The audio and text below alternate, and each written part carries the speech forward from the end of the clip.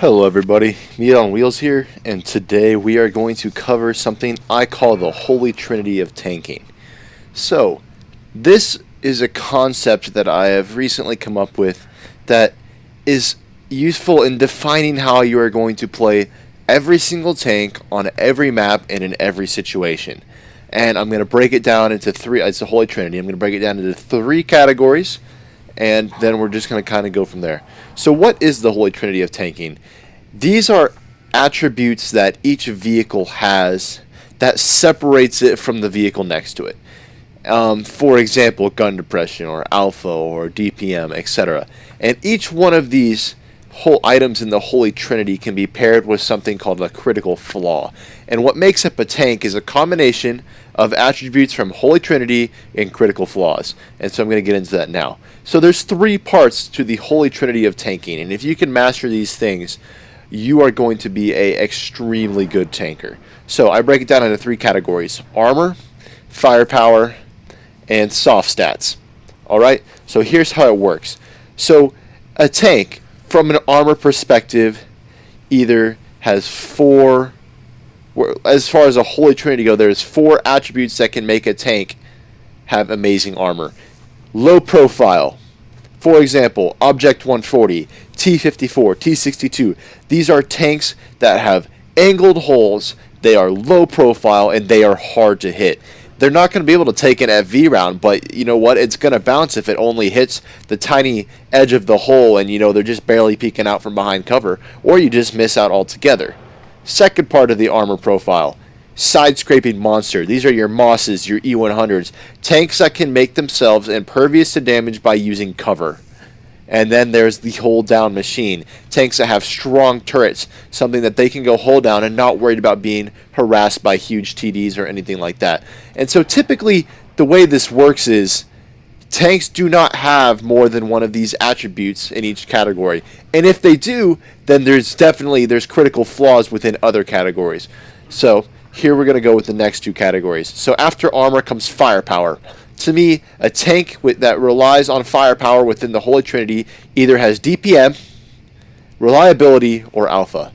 DPM, damage per minute. Okay, this is a gun that it doesn't matter if you bounce, because you're going to send another round flying that way within 3 seconds. Whether this is burst damage or just a rapid fire gun, this is something that the tank becomes relied on and built around. Okay, reliability, something that is going to pen, something that is accurate, something that is going to have no problem going through whatever you face, and in those critical moments you're not going to be getting that one didn't go through. Yeah, we all been there when you're sitting there, you should have had the dude, but you bounced 4 rounds on gray, and you're like, what the hell's going on? And then the last attribute of firepower is alpha. Alpha is just the sheer knockdown power of the tank. You know what? You may be a one-shot, and you may have 200 hit points, but this dude may have 600, but you know you're going to roll higher than that. These are your Jag Panthers, your FV183s, etc. So here's what we're going to look at. So along with every one of these Holy Trinity of tanking, this is what you're going to do is you're going to learn to interpret these and make a play style out of it. So let's look at example. So every tank, let's pick one of the most solid tanks in the game. For example, here's what we're going to do. Now you can watch the screen. I'm done talking for now. So what we're going to do is we're going to go to Tier 10. Let's look at the IS-7, generally considered one of the best tanks at Tier 10. So let's look at what it has going for it in the Holy Trinity. Low profile, definitely. Side-scraping monster, it just, those angled cheeks when you side scrape, big tanks are just going to go through. So is it side scraping? No.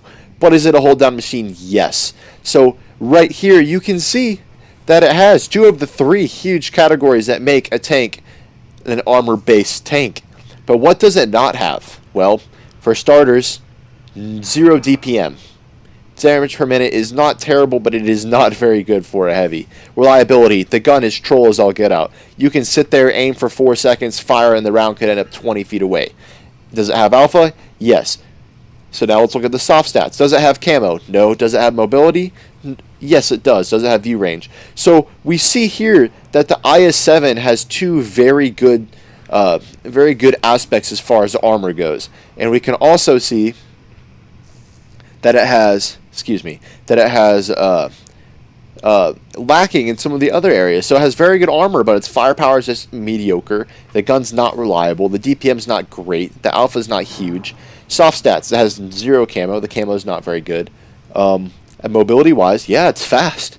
It's a great tank. And so this is what this is where I get into the second part of the video. So we look at this IS-7 from a perspective of the Holy Trinity. It looks pretty good, right? But then we're going to go to the critical flaws aspect of this. And this is, I also broke down into the 3 same categories: armor, firepower, and soft stats. So, armor-wise, what's wrong with it? Well, does it have huge weak spots? No. Paper thin? No. Is it big and flat? No, it is not. So as far as critical flaws in the armor department go, it does not have critical flaws. The armor is just good as hell. You're going to bounce rounds to your rear. You're going to bounce rounds from 90 degrees on that turret. It is just hard to pen. But then you look at the firepower critical flaws. What do you see? The gun is inaccurate. Yes. Does it have low pen? Yes. Does it have bad DPM? Yes. So this is a tank that is not based around the gun. It is built around the tank itself. You're not going to be just wiping people out with this gun when you get to a flank. It's just the reload's not there, the accuracy is not there, and the troll factor is not there. And then we get into soft stats. Does it have poor camo? Yes. Is it slow? Not necessarily. But does it have a bad view range? Yes. And so, how does all of this tie together? Well, let's look at it from a standpoint of taking what aspects of the Trollyhinity, wow, Holy Trinity, what does it do well? Well, because it's an armor-based tank, the only way you're going to be able to help your team is if you're up there absorbing damage. That's its job. Its job's to get up there, compensate for its poor view range by getting close to the enemy and bouncing rounds. And you see how this dictates the play of an IS-7. Most of you guys have it, and you can see and understand how this works. So now, let's look at this whole Holy Trinity and critical flaws aspect on a different tank. For example, let's go with tier 6. Let's call it a 100Y. Oh, that's China, by the way. That's not tier 6 either. Let's go. Tier 6 100Y. Now let's look at this tank. Let's look at it from the Holy Trinity standpoint. Okay, right here. Armor, non-existent. You're just going to get destroyed by everything. Okay? We're looking at this. It is not low profile. It is not a side-scraping monster. And it is not a hold-down machine. And you're thinking, wow, what does this thing have going for it? But let's look at the firepower section of this. Does it have DPM? Yes. Does it have reliability? Yes, the gun is accurate for a large Russian gun, and it's going to pen. You're not going to bounce it. Does it have alpha? At tier 6, this thing will destroy anything. When you roll 550 to 600 at tier 6, people just don't know what to do. And then let's look at the soft stats. So we have a tank here that has every aspect of one of the characteristics of the Holy Trinity. So you're thinking, oh well, this tank, if it has 3 of 6 so far, how are you gonna dictate the playstyle of this? Well, let's look at the soft stats. Does it have camo? No. Absolutely none. You're going to get spotted across the map. Worst thing ever about this tank, in my opinion. View range, non-existent. Never can spot anything. You have to have spotters for you. It's dependent on a team. Mobility. It's not mobile enough to compensate for all of these things. All it is a glass cannon. And if you look at this from the critical flaws standpoint, it is big and flat. It's paper thin. It has huge weak spots. The firepower, the gun's not inaccurate. The pen's good. There's no bad DPM. So you're looking at it like it's not lacking flaws firepower-wise. But, I mean, like I said, like I covered, the soft stats. Poor camo, bad view range, slow as hell. Now, how does this even dictate the play style of the game? Well, let's look at the difference. So the IS-7, an aggressive, you get up front line, you bounce shots. That's your job, not to put in damage. This tank, you get to a flank, you set up so they cannot see you, and you put huge rounds into their heaviest armored tanks. That is the job, and that is this role of a tank. And I think if you guys learn how to identify these aspects of a tank and play them to their advantages, you're going to realize an astounding rise in your win rate. Okay, let's look at another one. Let's see if we can get this down cold. IS-3 Defender. Okay, one of the most sought-after tanks in the game. Yeah, I got this for Christmas this year. Pretty penny, but definitely worth it. So let's look at it from a Holy Trinity standpoint. What does the armor say about it? Low profile, most definitely. Is it a side-scraping monster? I really think it is at tier 8 with these little cheeks. There's a little tiny angle right there, that little triangle with the little marks on it. Yeah, you think they can go through that? Nope, no shot. I mean, it's just a side-scraping monster, and it is a hold-down machine. For a Russian heavy, it has an absolutely amazing amount of gun depression. So, we're looking at this from a Holy Trinity aspect. It has an amazing armor profile, very similar to the IS-7. Well, you're thinking, well, how is this different? Let's look at the firepower. Well, DPM-wise, it's actually very good for Russian Heavy. The burst damage is insane. You fire one shot, wait 7.5 seconds, fire another shot. So in 15 seconds, you can fire off 3 rounds, which makes it an outstanding burst damage weapon. So you're thinking, well, what makes this different? What are the weaknesses of this tank? Well, let's start off with the reliability. This weapon is the most inaccurate weapon I have ever used in a tank. I'm telling you, the KV-2 behaves more than this thing does. I'll be going, I'll stop, I'll aim in, and the round will just go flying off in some random direction. I just don't know what to tell you. It is just absolutely astounding how inaccurate this gun is. So where it makes up in the fact where it has a massive armor profile, it has great burst damage, where does it lack? Definitely reliability. It is just so unreliable. It is unreliable to the point where this tank has more Holy Trinity aspects than a lot of other tanks, and it still has huge weaknesses. One of those being the massive reload once you fire off all your shots. Second being the reliability, because in a autoloader, if you're unreliable, you're thinking, oh, I'm going to go clip this guy so I'll be safe. You fire 2 shots, on the third shot he has 10 hit points left, and you bounce. And you're stuck on a 21-second reload while he absolutely erases your ass from the history of World of Tanks. And you're just like, well, what happened? Well, Russian gun dispersion happened. So, how does this dictate gameplay? And I mean, you see the critical flaws here. I mean, I'm not even going to go through it. It's not big and flat, it's not paper thin, and there's no weak spots. Turret's insane. The firepower, it's inaccurate. Okay? The pen is okay, and it has bad DPM overall. It just has good burst damage. Soft stats, it is pretty mobile, has a bad view range, and awful camo. So, I mean, you're seeing how all of these things tie together. And so, if you're able to dictate a play style out of this, all of you guys asking questions on how to play tanks, how to play them more effective, I think if you go through and you just look at these stats, I mean, what can you do to put this tank every single game in an advantageous situation? You're going to be finding a lot more success. Okay, so let's look at a different tank here. Let's go Tier 8 light tank, one of the few Tier 8 light tanks. Okay. This is the KPZ M41 90mm. What does this tank have going for it? Let's look at the Holy Trinity. Armor. Well, I don't think we even need to hit this category. It's not low profile. It's actually a pretty big tank for a light tank. It is not going to side scrape, and it is not going to go hull down. Okay, as far as critical aspects for this tank, it is big and flat, paper thin, and has huge weak spots all over the place. Okay, and it does not have good gun depression. So you're thinking, what are you going to do with a tank that has no armor? Well, let's look at the firepower. For a 90mm gun, it has an insane reload. The gun is insanely reliable. It is slightly inaccurate, but you can fire off round after round after round. It'd be perfectly fine.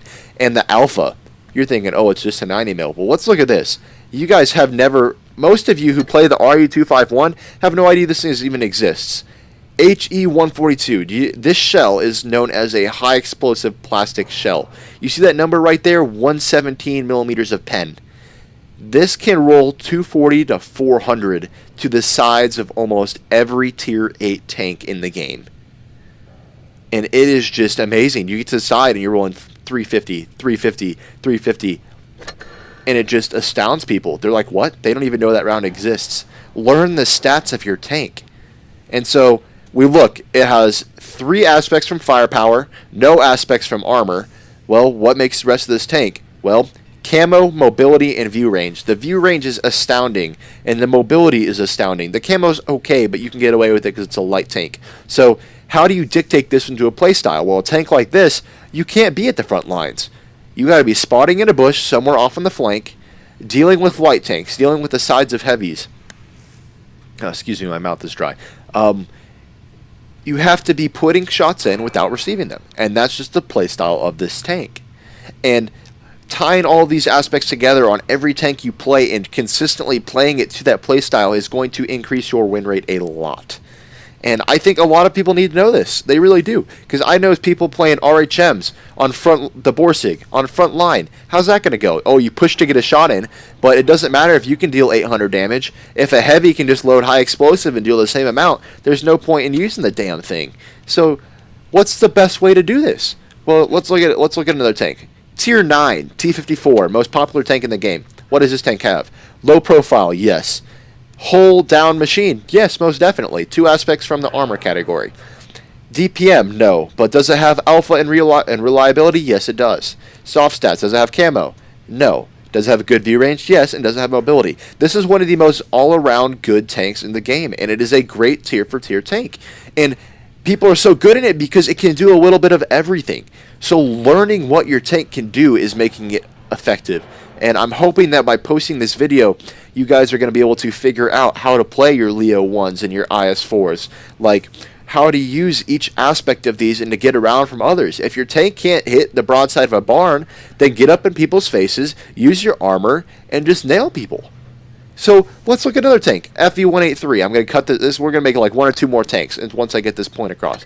FE-183. Let's go. British Line. Tier 10 tank destroyer. This gun, 183mm L4. Well, let's look at this tank. Low profile? No. Side scraping monster? No. Is it a hold down machine? Definitely not. Firepower? DPM? Not really. It gets a plus for alpha and reliability because this thing is going to go in and it is accurate and it is going to smash whatever you shoot it at. And it has good camo and mediocre mobility. So looking at this tank, you're not going to play it as a frontline tank. You're going to play it as a support tank. And people want to play every heavy as this big brawler. And it's just not going to happen. Or every TD as a sniping machine. Well, it's not going to happen. For example, let's look at the 263. Oh, that's 268. My bad. 263. This thing has one of the best armor profiles in the game for a tank destroyer. This is not a sniper. You get in people's faces, you use your reload, and you just hammer people. And that is how you play the tank. And learning how to do this on maybe your 268, your 140, your IS-7, your IS-4, learning how to take all these aspects and compare them and formulate a plan on what you're going to do every game is the key to getting better at War Thunder. War Thunder, oh my god, I've been playing too much of that lately. World of Tanks. The Foch 155. Okay, let's look at it. Low profile? Not really. Is it a side-scraping monster? Definitely not. Is it a hold-down machine? No. But does it have armor? It does, but what's the problem with it? Well, let's look at the critical flaws. It's big and flat, it's paper thin on the sides, and it has a huge weak spot in the front. I mean, what are you going to do with this tank? And this is why this tank is so bad. At the current moment, it is okay. It is a mediocre tank. If you get people to miss the hatch, then you're okay. But the only thing it has is a gun. It's not really fast, it doesn't have a good view range, and it gets hammered from the sides. So this tank is not played very well because it has so many critical flaws, and there's not enough diversity within the Holy Trinity for this tank to be successful consistently. Now, can you play it well if you're a good player? Yes, you can make any tank work well. I've seen a guy, I can't remember what let me go look at the tank. Which one was it? I watched a guy take a tier 6 tank that I thought was one of the worst tanks in the game. He took an MT-25 and dropped 2.6k at tier 2. That tank is not that good. And he wasn't just camping. He was manufacturing shots over and over and over again. You can take any tank you want and manufacture a playstyle that works. Learning to do this. SU-100M1. Okay, this tank does not have armor. It's not hold down. It's low profile, but it doesn't have enough gun depression to really use that. So what makes this thing good? As it's DPM. It has good alpha. It's reliable. It's fast. It has good camo and a good view range. So you can compensate for these things. But these tanks, you have to understand what their best attributes are. And you have to learn to play each tank differently. And I think that you guys, looking at this, looking back, are going to be able to start looking at our reviews and see what we're saying and understand how to play tanks. And it's so cool, because let's look at a Cromwell. What makes this tank so good? There's no armor on it. It's not going to bounce any rounds. The gun's inaccurate, but let's look at it. What makes this thing good? Great pen. Okay, insane DPM, it's fast as hell, can spot you across the map, and has insane camo. I mean, these playstyles all fit different tanks and different metas. And so right now, the reason people are having problems at tier 10 is because every tank that they're playing is a big boy with a reliable gun. So why are heavies not successful? Because everyone can slam you. Everyone can slam your armor profile. It doesn't matter when your pen is something stupid like, let's look at this. The average penetration is 310 millimeters. Who gives a crap how much frontal armor you have? Like, that's why tier 10 is such a struggle right now, because people don't understand that you have to adapt the aspect of your tank to what the match is. So if you're in a match full of TDs, don't play your heavy as aggressively. Play it to its sole best advantage, which is going to be, for example, the IS-7. If it goes hull down, it's going to have a hard time being penned. And you know what? You may not be able to land shots, but you can sure as hell spot for your team when these big TDs start bouncing rounds off the top of your tank. It's just a matter of, like, learning each tank and learning how to do it. And I'm going to get more into each of these aspects with different videos, but I just wanted you guys to understand what kind of aspects of the game you have to start knowing before you get better at the game. Now, I am not an amazing player, but I have played lots of tier 10 games. I'm going to say probably 5,000 tier 10 games. It doesn't show because of all of the ratings, battle stats, but I understand how to be successful in a tier 10 game, even if your team is not that good. Play your tank to your advantage, do good numbers, and good things will happen. And I think I'm going to leave you guys on that note. And if you guys have any questions about any of these aspects, how to apply them, you guys let me know. This is Me It On Wheels. I'm signing out. I hope you guys enjoy this video.